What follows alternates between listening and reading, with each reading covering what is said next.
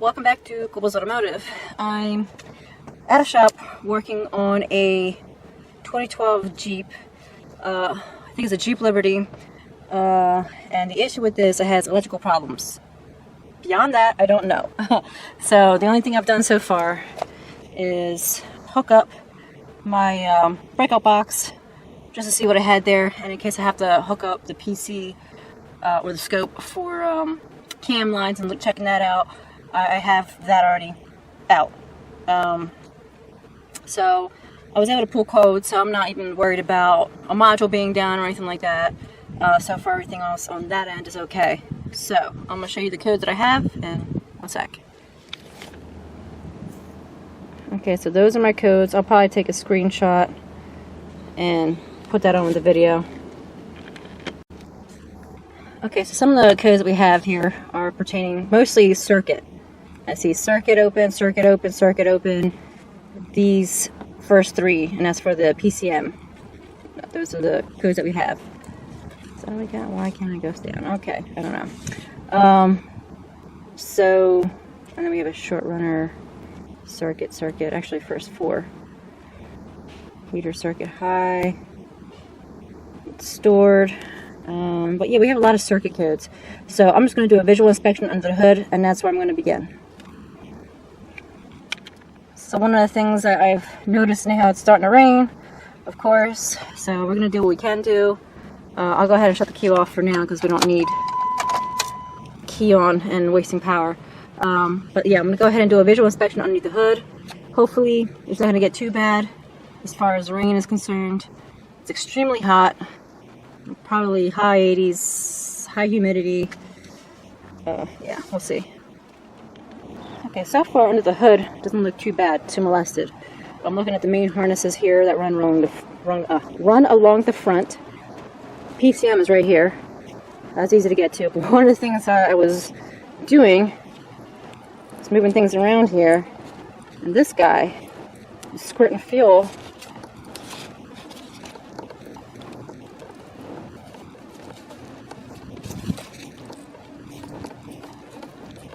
And now, of course, I won't do it. But this guy was squirting fuel, so I don't like how this thing is. I mean, you can see it's wet. So I don't like that. I'll have to look into that. But so far, nothing looks like it's been molested at all. Everything looks factory, per se. So I'm happy about that. I'm going to continue doing a visual, and we'll be back.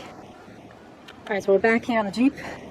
I had to go consult wiring diagrams to see what all was related, per se.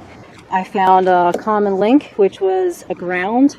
On this would be a ground Z909. I'll have to place diagrams superimposed.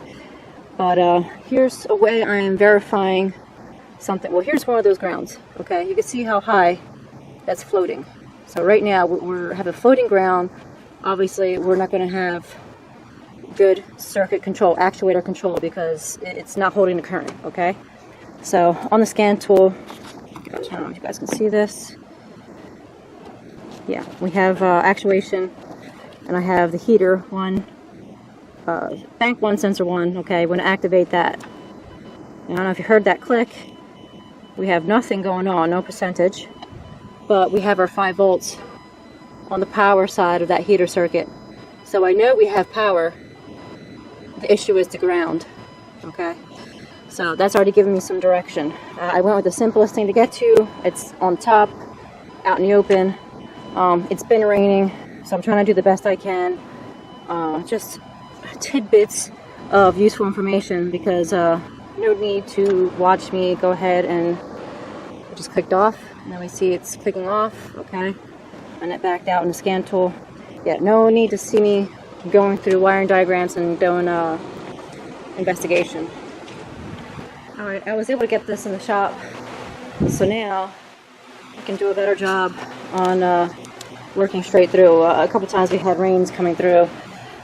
So, right now, this is what I'm doing. I have disconnected the O2 sensor, okay? The ground that's on here on the heater circuit, which is the black with white. I have that with connected with my AES U terminal kit. And then I have this blue wire going to the other end of my test light. Loaded ground. Okay, I'm trying to load that ground. The other end I have to the positive. So basically, here, I'll undo this. So basically, if I find the ground, it'll light up. So you can see how bad that ground is, the fact it can't light up a simple test light. Alright, now, I've had that connected the entire time I was looking for the splice. There is this major splice right here, which unifies everything. I don't see any damage here, but what I'm going to do, I'm going to use my pneumas and pierce a couple of these grounds and see if any of these are good. Because worst case scenario, we can just jump her straight to ground from here. That's fine. If there's a break anywhere in this, splice, this heat shrunk area, I mean, it looks tidy, waterproof. I don't see any green crusties, any breakage. I didn't see anything anywhere. So it's either here or all the way down at the ground, which is down there on the side, which, let me see, which I believe that's the ground right there. It unifies everything else.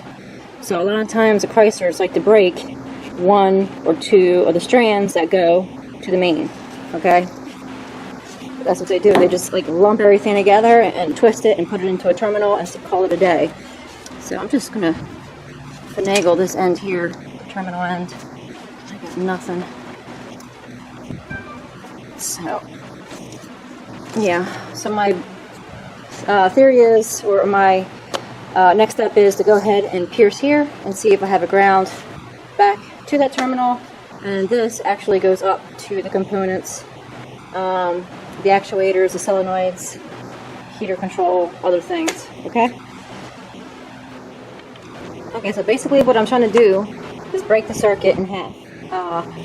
This side should be going back to that G104. This splice 108 should be going back up to O2 sensors, the actuators, and everything else. Everything else that has an open circuit. So right now I have my pneuma pierced into just one of the grounds on this side of that splice, okay? And I'm just going to take my test light here just to see if it lights up. And we're not lighting up.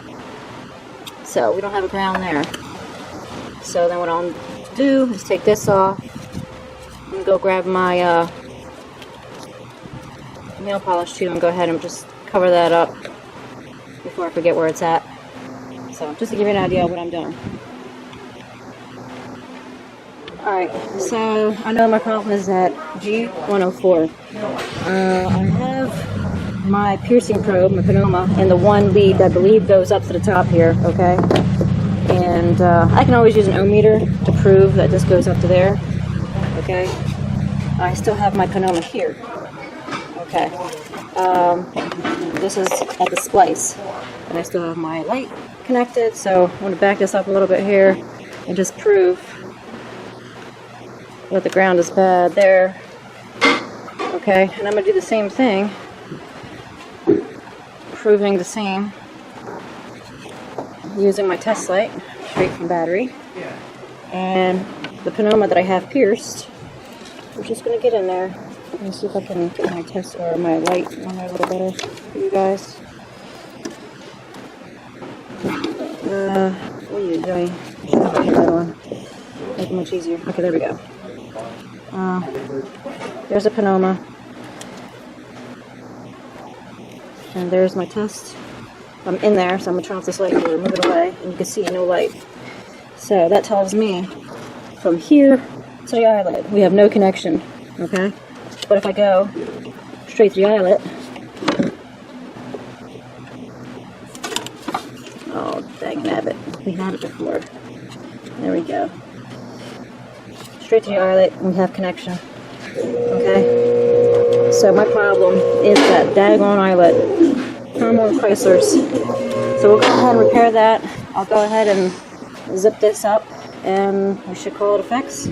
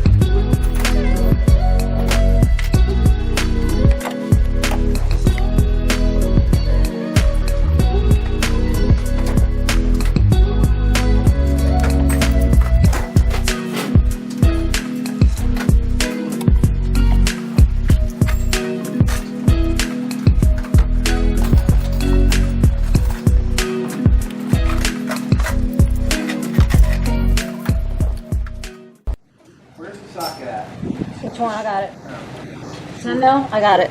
Yeah, for this post. There we go. We got our ground back. Yay! Gonna pan you guys over.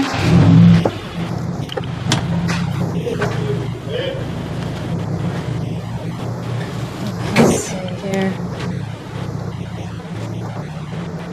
What do we see? Oh, we gotta wide it.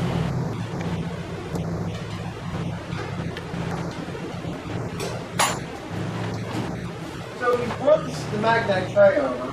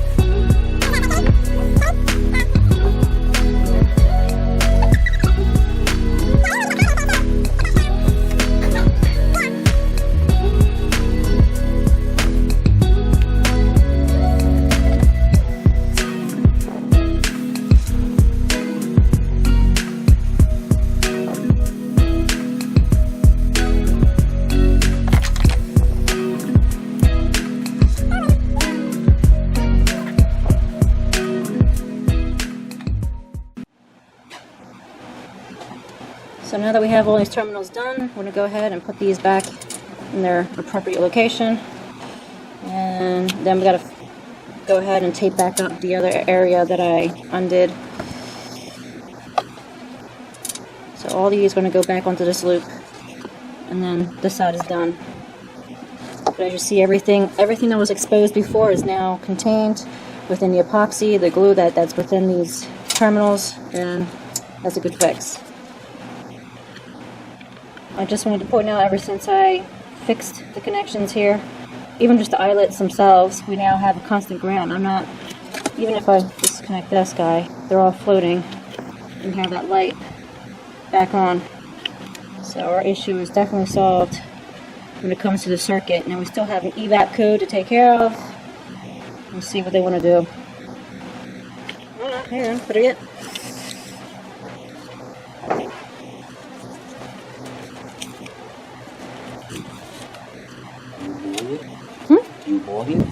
No, it's all working now. Oh, I'm recording it? Yeah. I have the channel. YouTube channel. Yeah? Yeah.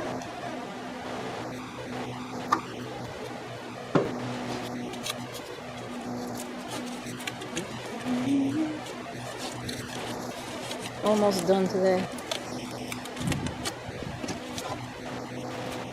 So, thank you. Let's see what.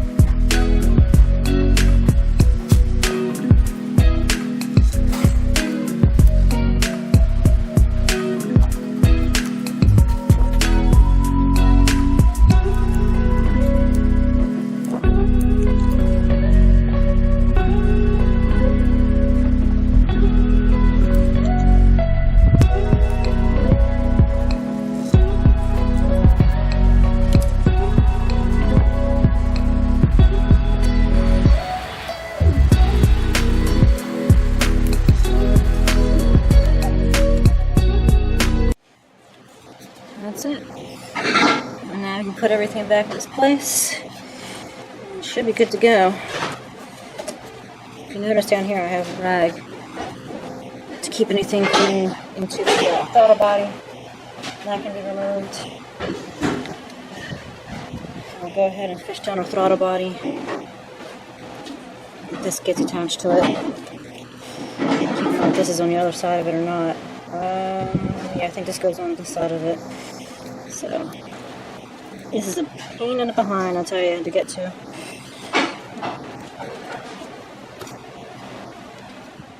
So now what I'm going to do is go ahead and erase codes, or run it, and then, let me see, go from there, clear fault codes. I know I still have the evap, but I want to see if any of these other codes come. Plus the shop that I'm at is going to get a copy of what I have here. So I just cleared the fault codes, as you saw last bit. I'm going to read. We're running right now. And we have no DTCs. It's very possible that the small evap leak could be related, but I doubt it. I highly doubt it. It's just got to be run. Well, we're going to call this a fix for now. The shop's going to have a copy of what we have.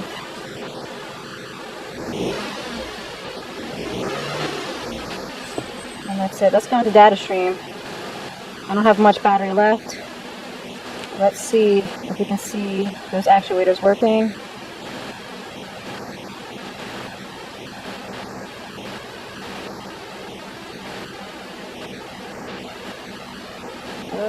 Desired. Actual. Do intake. Actual, desired. I'm gonna go with that. Alright, that looks pretty good. Alright.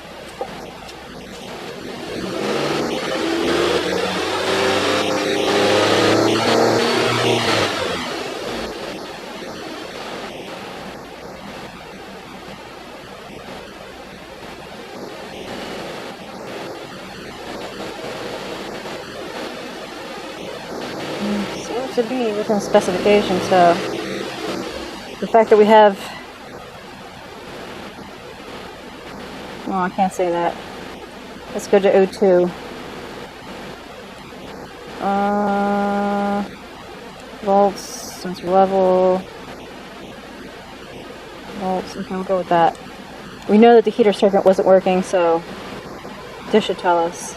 Yeah, now we have actual something working here.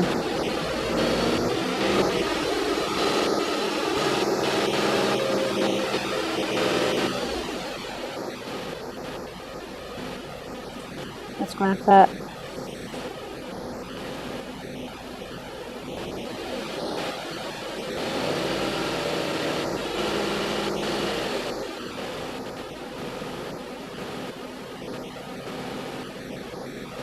I don't like how it jumps down to 0. Right there.